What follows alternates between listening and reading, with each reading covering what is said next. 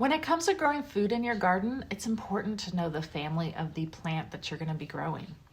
Knowing the family of the plant helps you to understand the needs of the plant so that you can provide them with the proper care. It can also help you determine which plants will grow well together and which ones won't.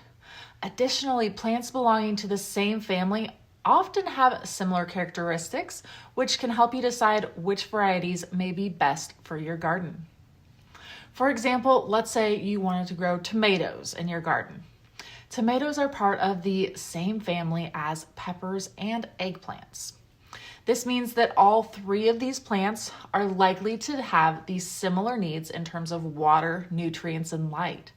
Knowing this, you can plan your garden accordingly and ensure that all of your plants get the right amount of care. And also, because they're in the same family, beware too, because the same pests will attack them. Sometimes it will be a good idea to avoid planting the same family plants next to each other for this very reason. Overall, it's important to know the family of a plant in your garden when growing food because it can really help you determine how to best care for them.